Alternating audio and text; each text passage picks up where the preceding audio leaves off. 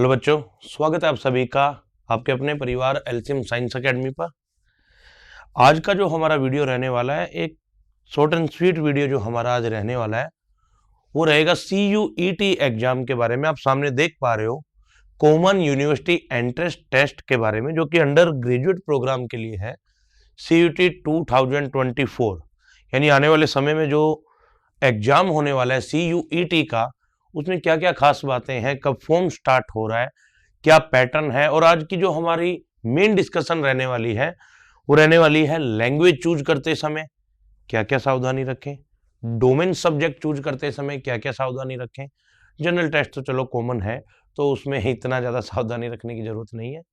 तो आज का हमारा जो वीडियो रहने वाला है वो बहुत शॉर्ट एंड स्वीट है, और मेनली इस वीडियो में हम डिस्कस करेंगे आज की क्लास में डोमेन सब्जेक्ट किस प्रकार के लें, ताकि जो इंडिया के जो फेमस यूनिवर्सिटीज हैं, इंडिया के जो बहुत अच्छे यूनिवर्सिटीज हैं या टॉप यूनिवर्सिटीज है, जो सेंट्रल यूनिवर्सिटीज है, उनमें विद्यार्थी अपना एनरोलमेंट कैसे करा सकते हैं।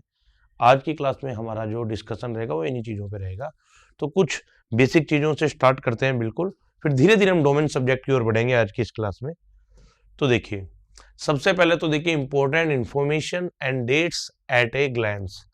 आपको दिया हुआ है कि ऑनलाइन सबमिशन, यानी जो ये एग्जाम आप लोगों का रहने वाला है, इसका online submission of application form बता दिया था लास्ट वीडियो में मैंने।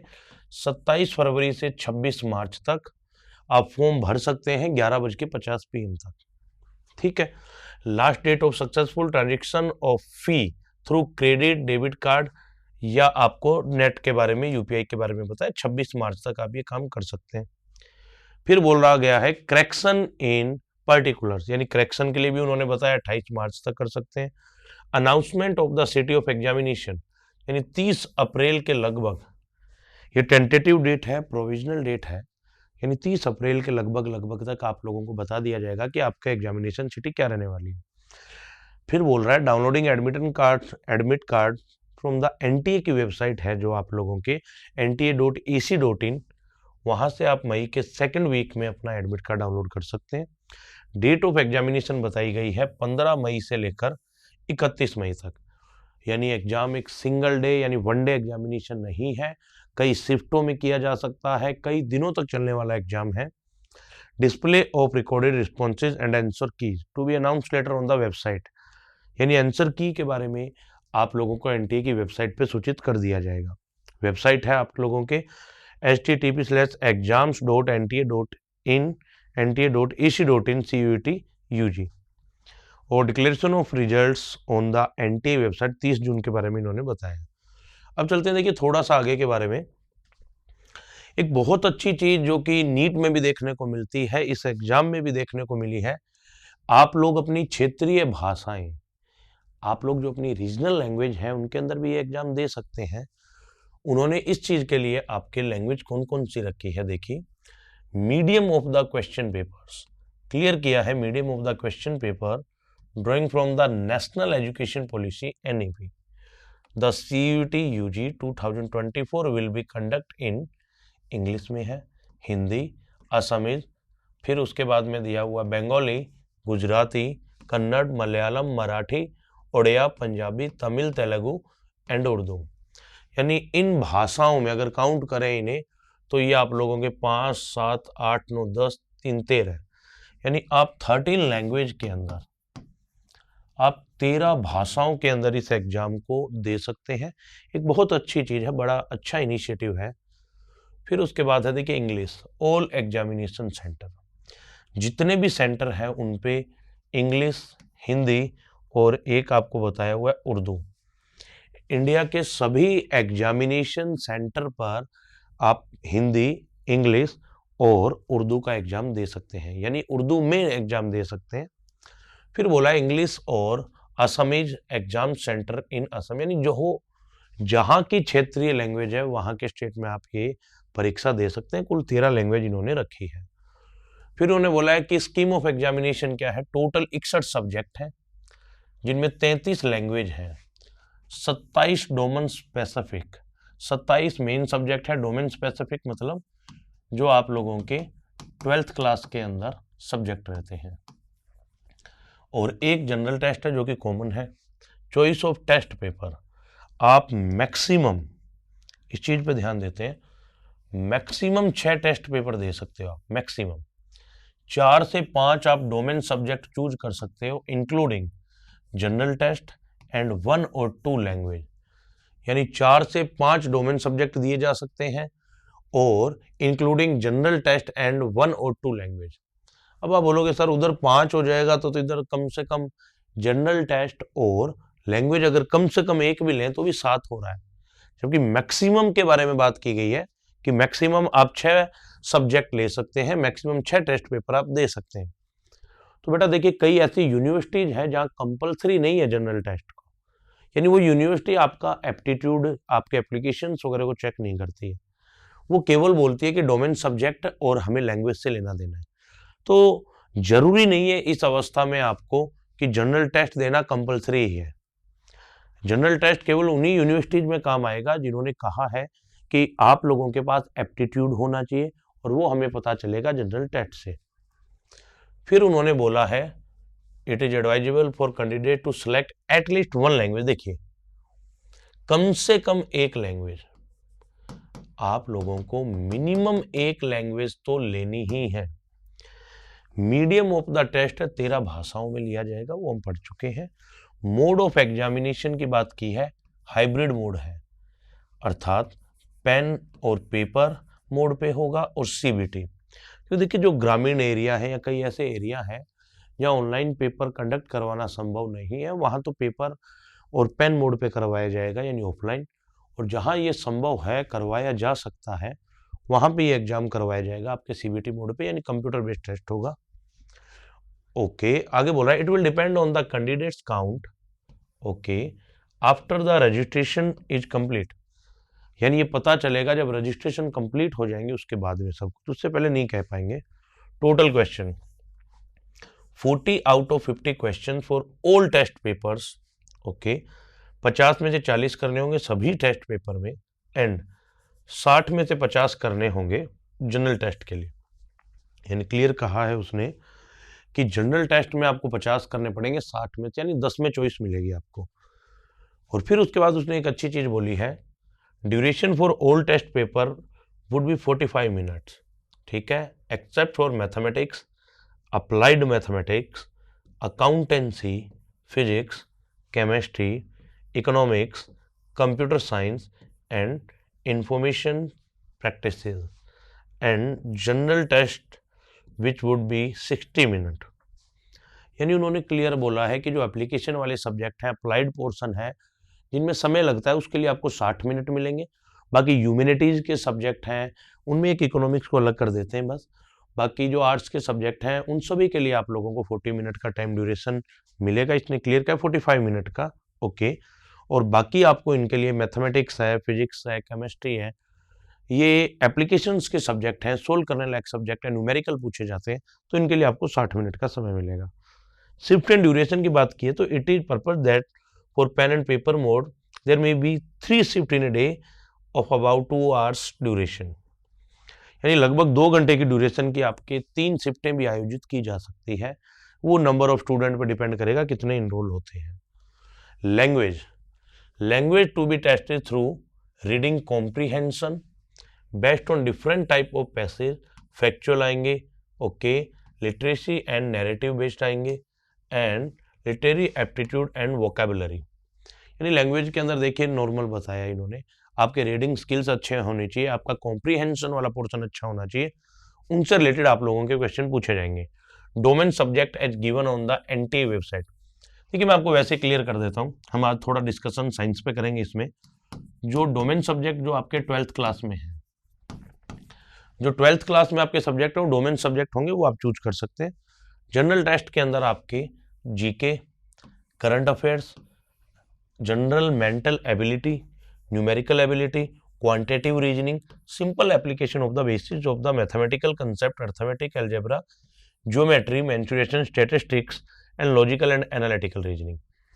यानी एक बड़ा पोर्शन आपके रहने वाला है इसमें मैथमेटिक्स एंड रीजनिंग का। यानी ये भी एक बड़ा इंपॉर्टेंट पोर्शन रह जाता है आपके।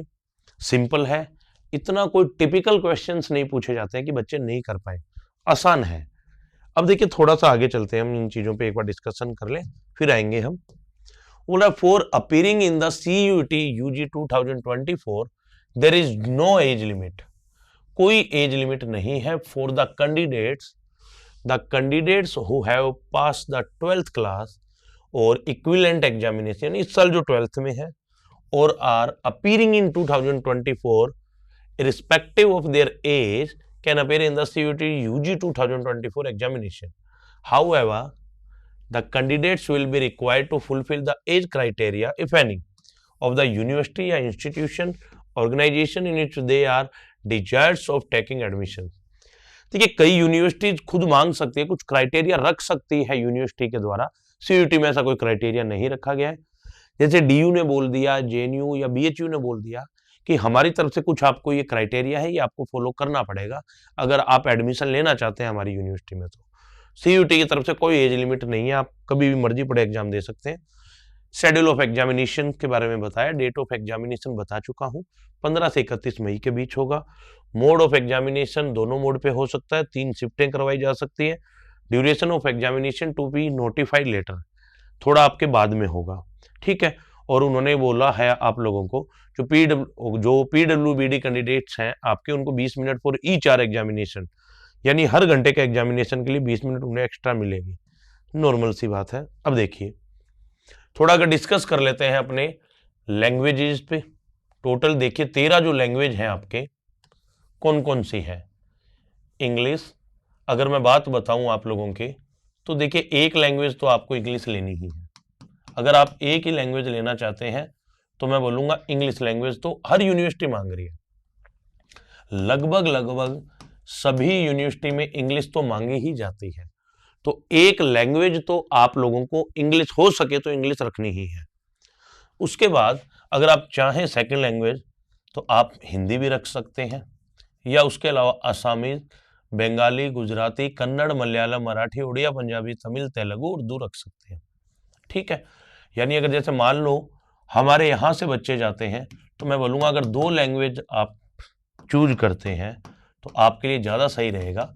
एक आप इंग्लिश ले सकते हैं, एक आप हिंदी या कोई दूसरी लैंग्वेज ले सकते हैं, ठीक है। ये तो आ गया लैंग्वेज चूज का।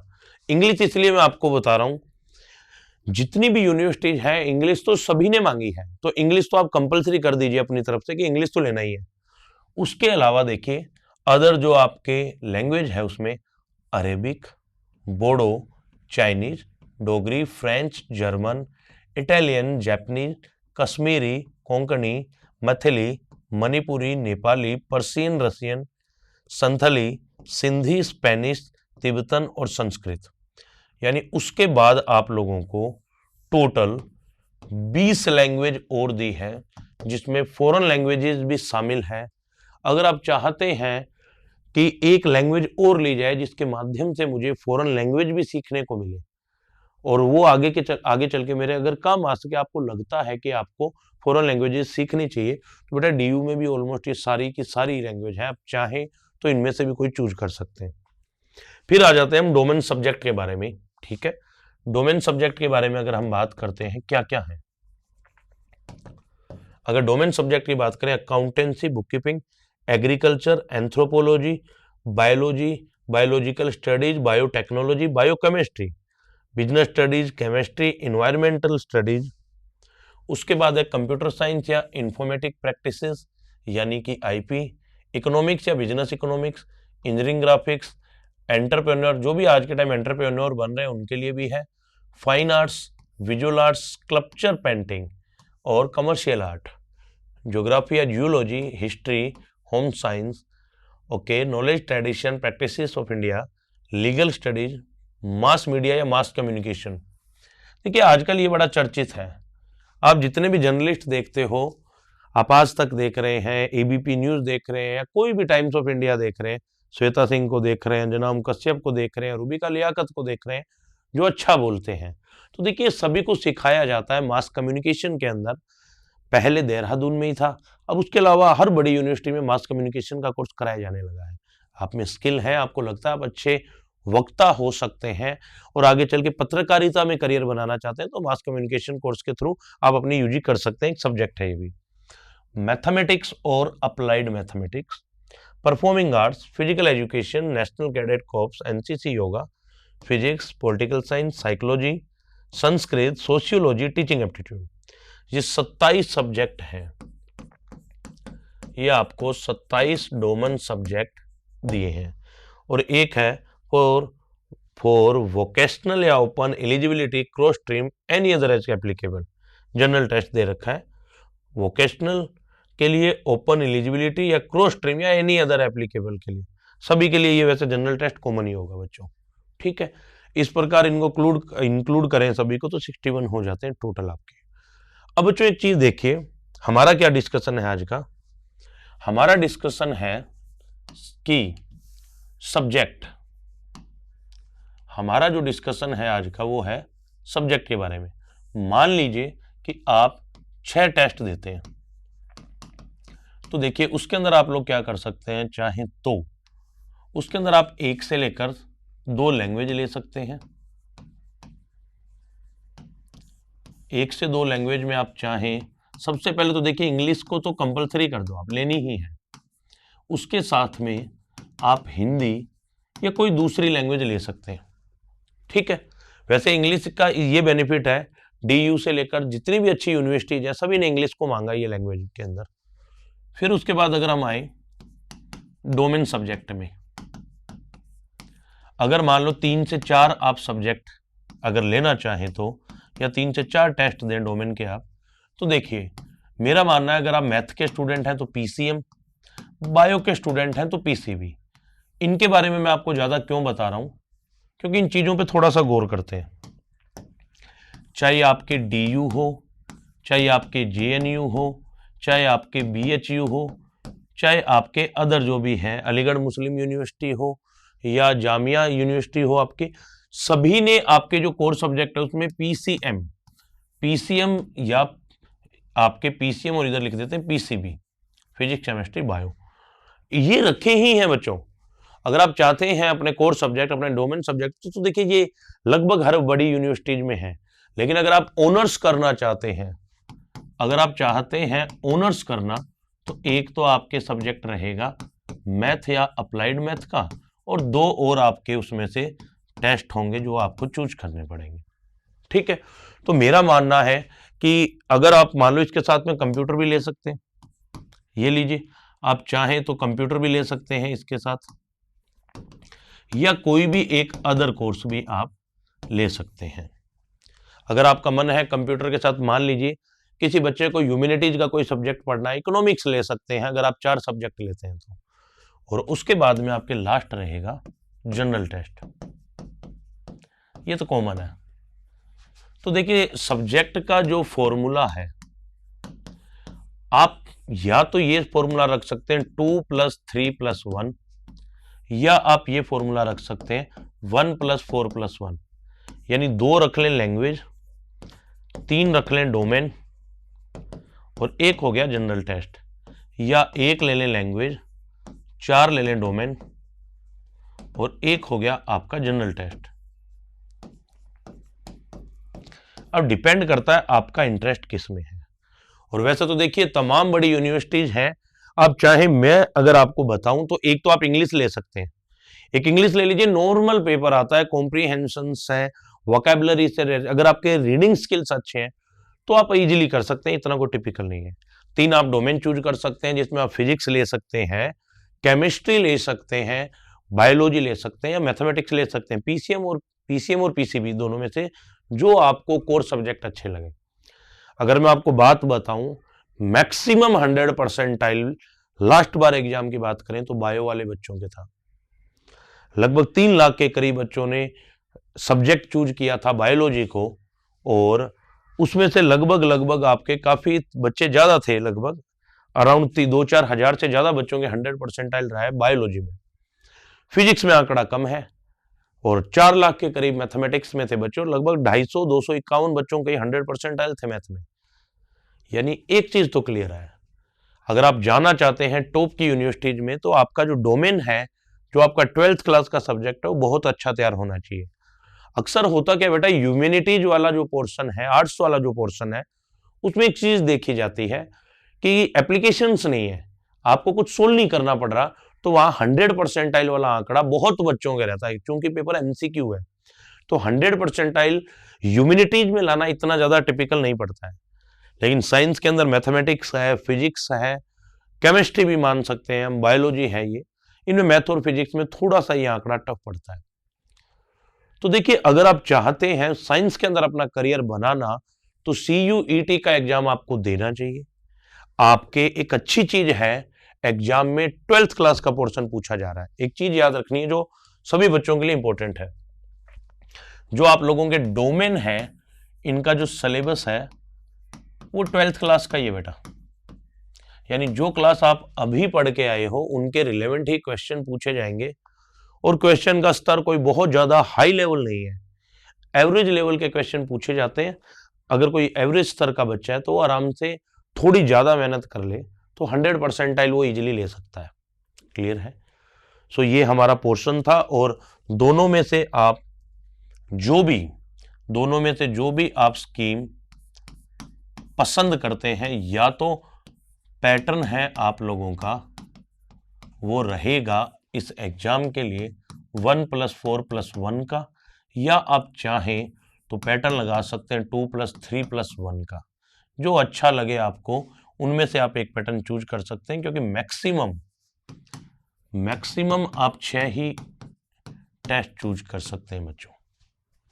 तो मेरा मानना तो ये है, ये भी बेस्ट है, ये भी बेस्ट है, ये डिपेंड रहेगा आप सभी बच्चों के इंटरेस्ट पे।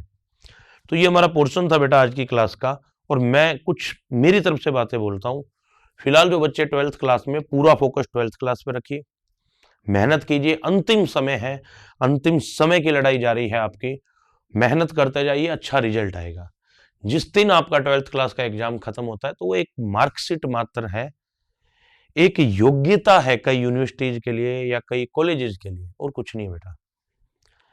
एक खाली पेज है, एक मार्कशीट है, लेकिन आगे चल के आप लोगों को कंपटीशन में उतरना पड़ेगा। तो CUET एग्जाम एक पहली कड़ी है। मेरा मानना है आप अगर IIT नीट में, BSc नर्सिंग भी बहुत चर्चा में है आजकल, आप वहां जाना चाहते हैं आप जाइए, लेकिन उसके अलावा भी आपके पास ऑप्शन होने चाहिए।